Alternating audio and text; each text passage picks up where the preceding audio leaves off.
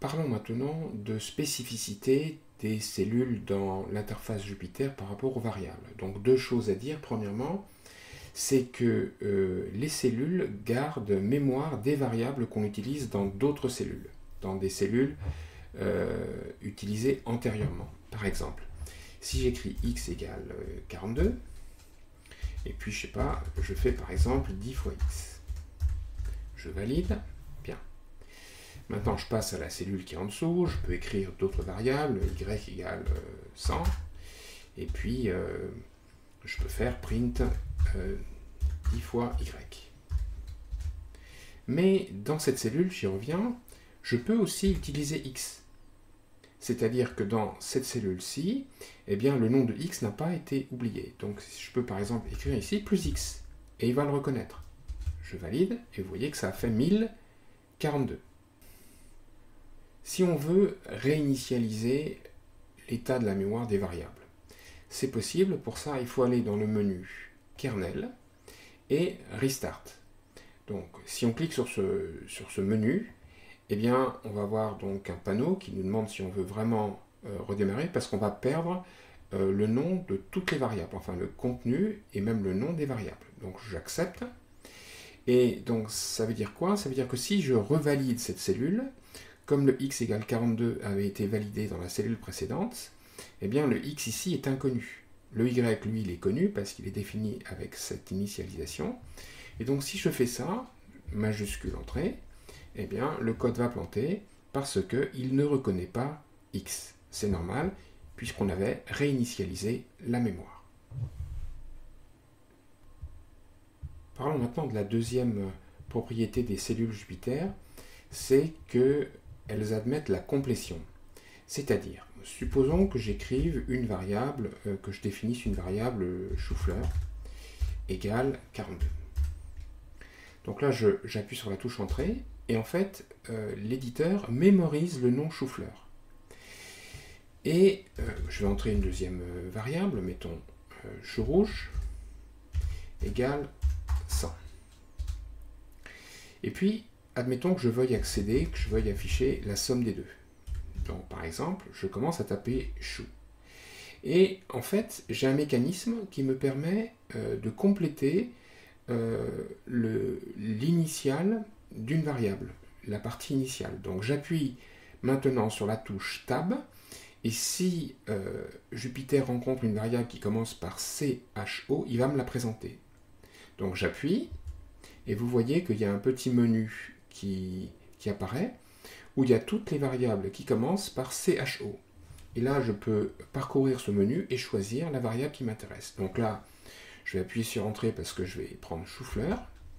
Et puis, je vais continuer, je vais faire la somme, plus CHO, j'appuie sur la touche Tab. À nouveau, donc le menu apparaît, et cette fois, je sélectionne avec la flèche du clavier rouge, et j'appuie sur Entrée. Voilà, donc ça m'évite de retaper des noms de variables, ça m'évite de faire des coquilles dans mon code. Donc je valide, et j'obtiens donc bien entendu 142. Il pourra vous arriver, pendant que vous codez, que des variables ou des noms ne soient pas reconnus. Donc je vais donner un exemple. Imaginons que je veuille calculer le périmètre d'un cercle de rayon R. Donc j'ai le rayon R qui vaut, mettons, 10, et puis je vais donc calculer mon périmètre P égale 2 fois pi fois R. Et puis je vais afficher, P. Et donc je valide, et là j'ai une surprise, c'est qu'en fait le code ne marche pas, il me dit que pi n'est pas défini. Donc pi c'est quoi? C'est ce que j'ai écrit ici. Alors pi c'est la constante mathématique bien connue, mais en fait Python n'a pas de raison de la connaître comme ça par défaut, hein. Des constantes, après tout il y en a beaucoup, des constantes mathématiques, donc il faut que je lui précise pi par un moyen ou par un autre. Voilà pourquoi ça n'a pas marché, donc je vais écrire p égale 3,14 par exemple, et cette fois le code va fonctionner, je valide, et j'obtiens une réponse. La deuxième situation où ce type de problème peut se rencontrer, c'est quand on a écrit une coquille. Par exemple, j'écris Toto égale, mettons, 42, et puis je vais faire print Toto, Et puis j'écris quelque chose, j'écris trop vite, et je valide. Donc évidemment ça ne marche pas, hein. J'ai fait une coquille là, j'ai écrit ces 2 lettres en trop, évidemment cette variable il ne la connaît pas, et donc l'exécution se bloque. Donc pour rectifier il suffit de réécrire le nom convenable. Voilà, je valide et tout se passe bien. Ce que je viens de dire à propos d'une variable qu'on a définie, ça se produit également si on écorche un nom officiel entre guillemets. Donc je reprends l'exemple Toto égale 42 et admettons que j'écrive, au lieu de print, que j'écrive printf. Vous voyez ici, j'ai tapé trop vite et j'ai écrit printf au lieu de print.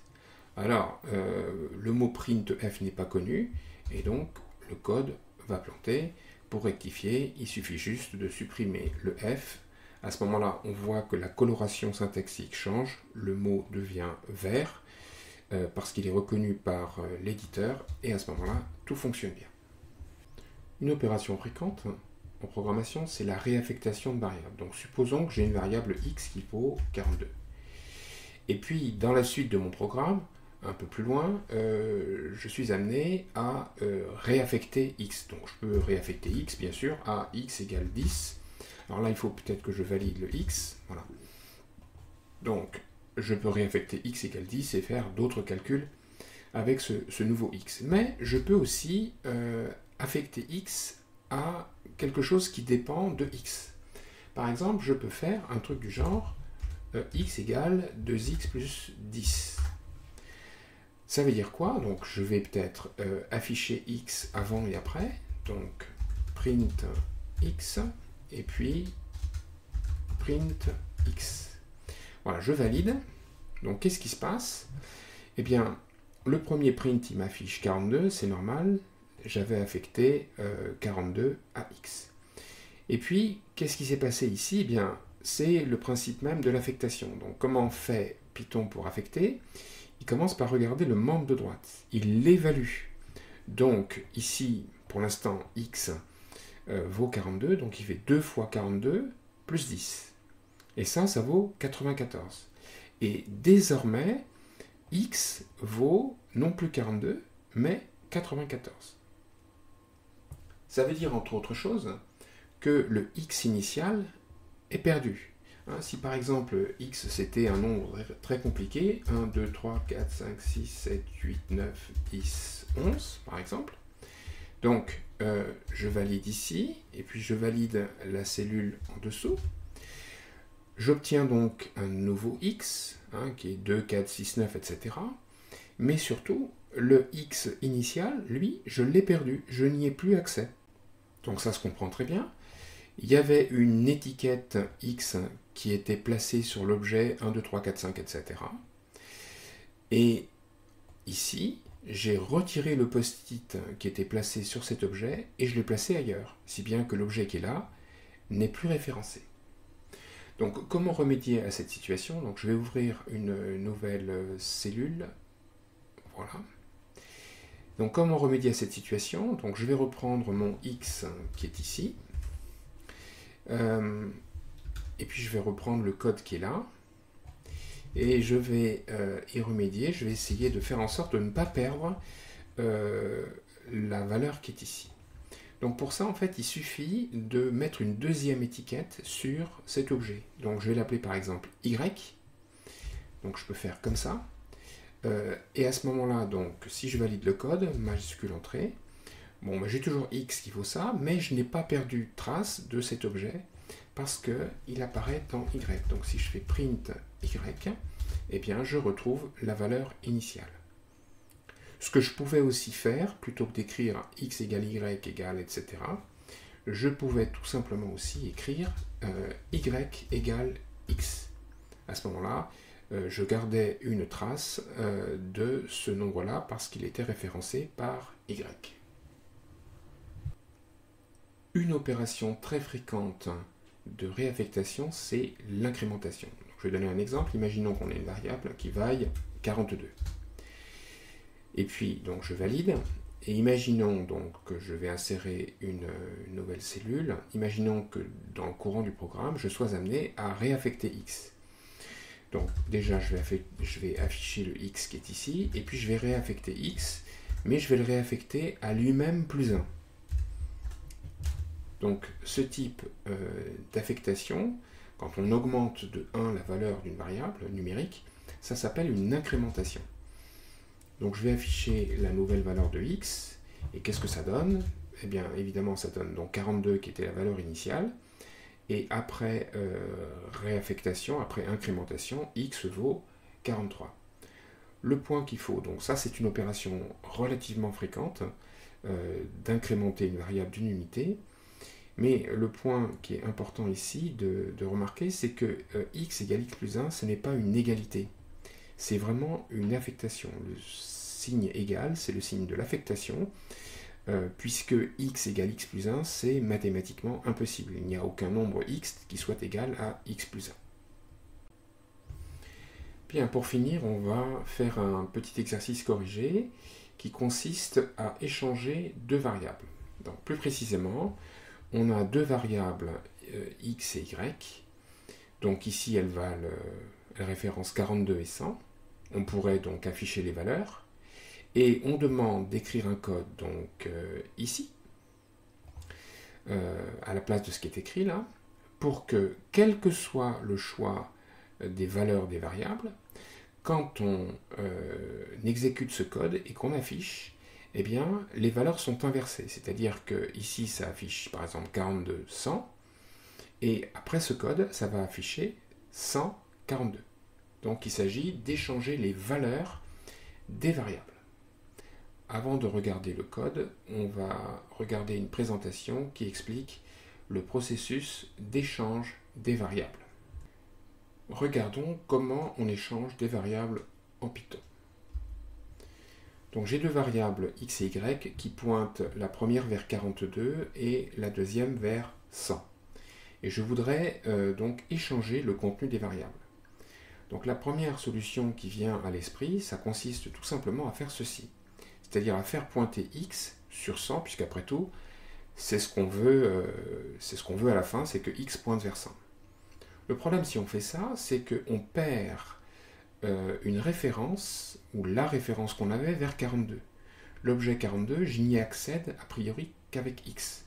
Donc si je fais pointer l'étiquette x sur autre chose, eh bien je n'ai plus de trace de x. Donc ça ne va pas. Donc je reviens à la situation initiale. Et ce qu'il faut en fait, c'est marquer l'objet 42 avec une nouvelle étiquette. Donc je crée une étiquette, une variable en fait, z, qui va donc un post-it que je vais placer sur 42, de même que x est placé sur 42. Mais ça me permet de libérer la variable x. C'est-à-dire que cette fois, je peux faire pointer x vers autre chose. Donc je fais pointer x vers 100, et à ce moment-là, je vais pouvoir accéder à 42, vers lequel je vais faire pointer y, en utilisant l'étiquette z. Et donc cette fois, j'ai échangé les variables. Passons au code. Donc je vais supprimer tout ceci, et c'est là qu'on va écrire le code.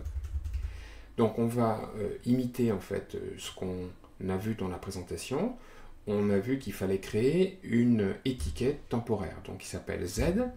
Donc je vais faire pointer z vers x, comme ça je garde une trace de l'objet qui est vers lequel x pointe. À partir de là, ça me permet de libérer x, donc x je peux le faire pointer vers y.